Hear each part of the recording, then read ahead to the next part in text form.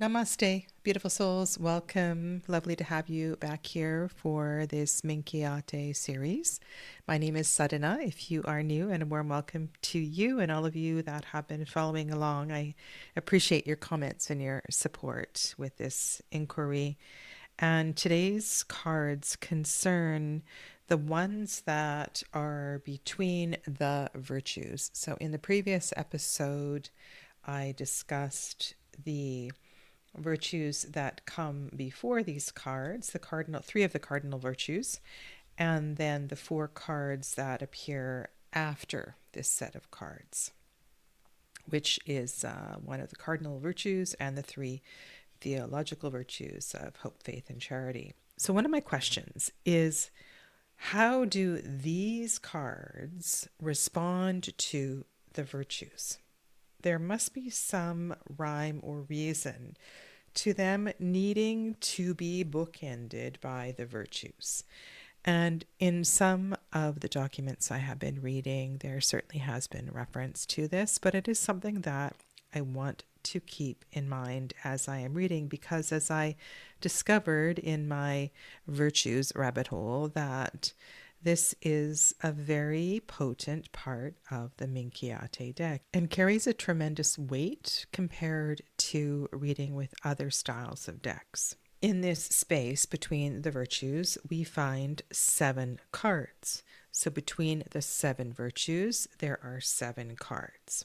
Another thing I would like to keep in mind, and I have started to make quite detailed notes about the game of Minchiate, because as I have mentioned, I would like to incorporate some of the gameplay into the way that I approach laying down a reading and interpreting the cards, interpreting combinations of cards.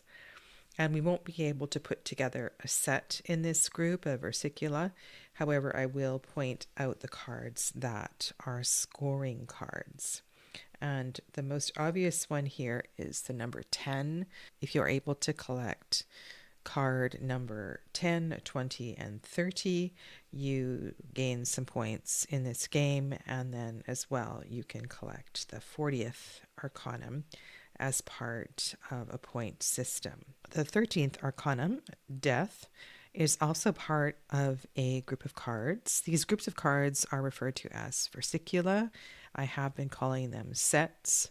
I'm sure I will come up with a name that works for me once I get going with readings.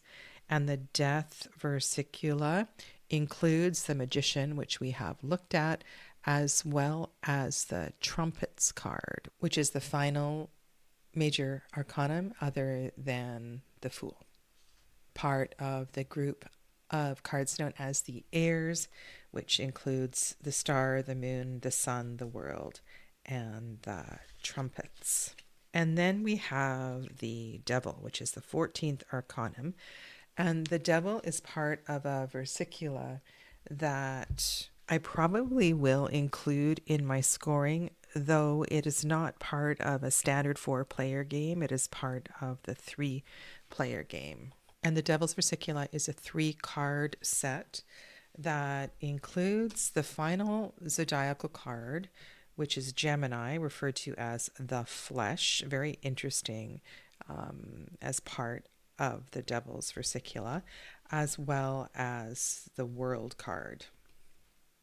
So I will be keeping an eye out for insights into that combination of cards.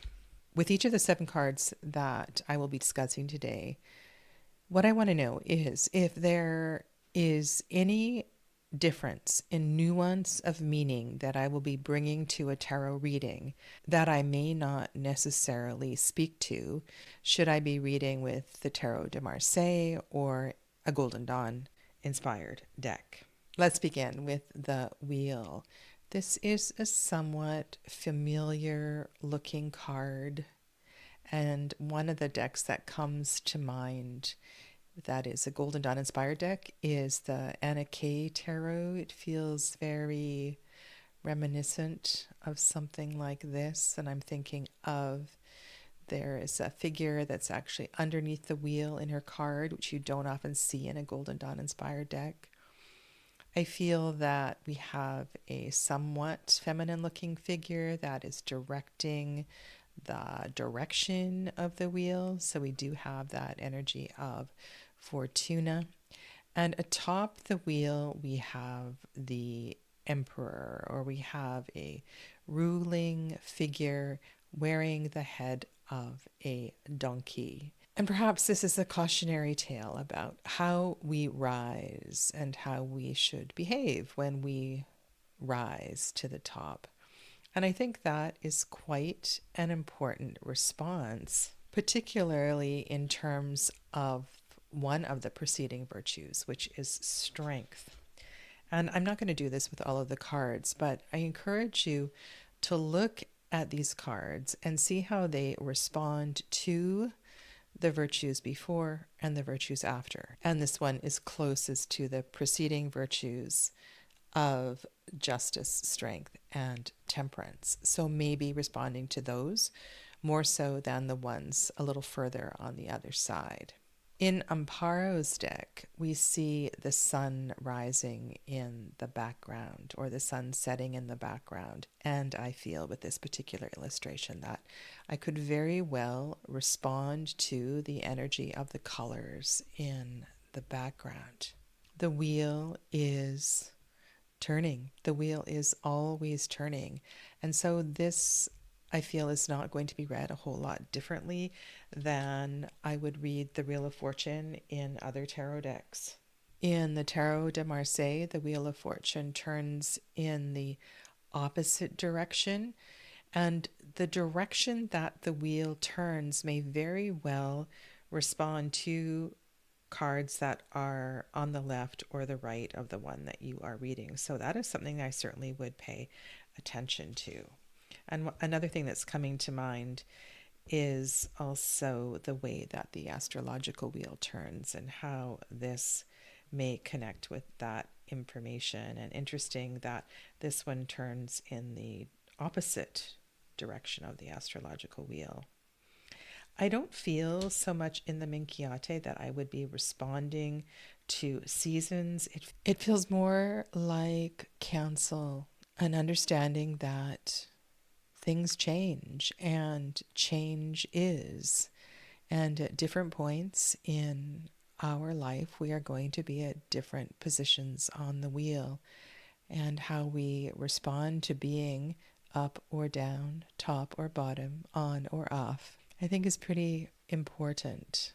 Because this is a scoring card in the game of Minchiate, I feel that the success, the victory that is represented in this particular card is an important aspect to bring into a reading as well. You will see that the charioteer in the Minchiate, like the charioteer in other esoteric decks, may or may not be holding on to the reins. And the horses are guided perhaps by their own will or simply the will of the charioteer. You'll also notice that the charioteer is sometimes standing, sitting, and may appear as a male or a female, rather than looking like the more familiar chariot of the Tarot de Marseille or the Waite-Smith Tarot. This feels more like a parade, a celebration. And I quite like in the Florentine Minchiate how we see what looks like a laurel wreath adorning the chariot. Here we see the horses in conversation. Here they are riding what looks like to be synchronously. And I believe it was Amparo who described the horses as running vertiginously. And so completely out of control. And that feels like a bit of a party to me. She also reminds us that we must feed and water our horses. They are indispensable and loyal traveling companions. And when I think about that at different levels, it reminds me of the chariot card in more familiar decks and how important it is to care for your left horse and your right horse. So perhaps a subtle nuance, different in meaning, and yet there are similar characteristics that I might very well bring in here. Certainly, a major difference is that in the Waite-Smith Tarot, in the Tarot de Marseille, perhaps there is a little bit of motion suggested in this card, certainly not in the Crowley deck, that the charioteer has paused and is in deep contemplation, considering the next step, the next move. And of course, there is no canopy either in the Minchiate chariot. The 11th arcanum is time. And this is a card I quite like. One of the Waite-Smith inspired decks that I haven't worked with for some time but has a time card in place of the Hermit is the Chemonette Tarot. And so this is a familiar archetype to me. It reminds me a lot of the Crone card in the Margaret Peterson Tarot. And so I think this is an archetype that has been embraced certainly by many deck creators. It is one that suggests that with time and patience comes wisdom. And there is a lot written about the energy of the stag that accompanies the hermit or the old man on the left, on his left side. Everything from contemplation of the nature of the stag and the shedding of the antlers and that aspect of the stag's journey to the mythology of a stag that imbibed a serpent and therefore gained a tremendous amount of wisdom. And I'm sure you have heard other stories as well about the energy of the stag. And interesting that the stag is on the left side, so you may read something into that as well.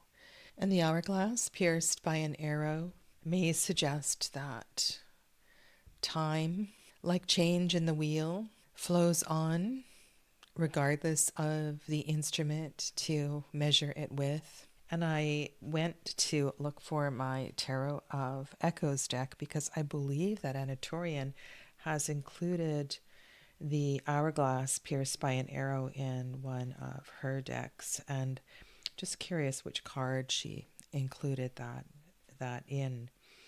And so my thought here is that a lot of these older symbols are great curiosities and inspiration for contemporary tarot deck creators. And that makes me want to honor where those symbols have originated. Something else I was wondering about that nobody else has mentioned is that the figure in time looks an awful lot like the figure in the foreground of the Five of Pentacles in the Waite-Smith Tarot. And I wonder if this deck is paying homage to older tarot correspondences. That brings us to the Hanged Man that is at the center of the 7 cards between the 7 virtues. I don't feel that it's an accident. There are 3 cards on one side and 3 cards on the other side of this place of suspension. And whether this is a card of sacrifice or the traitor or an opportunity to gain a new perspective, I really feel the significance of the pause here and the tug towards the theological virtues and the cardinal virtues, and that what might be deeply considered here is which of the virtues is responding to the question, which of the virtues is most closely related to the inquiry. And I think that could give us a unique perspective on the reading. And I would like to share something with you in a document I found on Scrib'd. And the author is referring to the association of the bags of coins that you see in the hands of the Hanged Man that may be connected to the 30 pieces of silver that were given to Judas. The association with Judas Iscariot lends a different perspective in itself, though.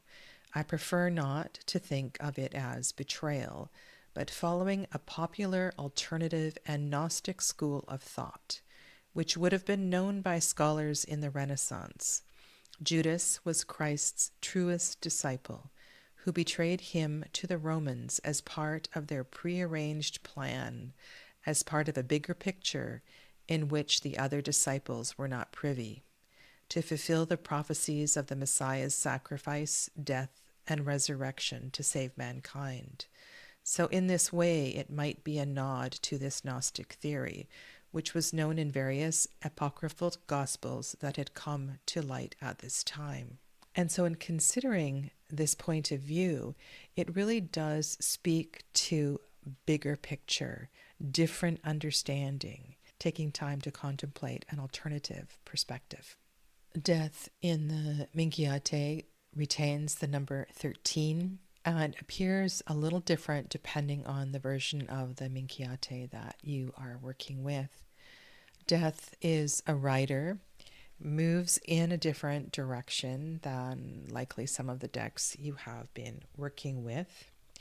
There are hints of new life and new growth in the ground beneath death. In the Florentine, you can see that the mouth is wide open as if in a battle cry, and that death appears more like an emaciated human rather than a skeleton.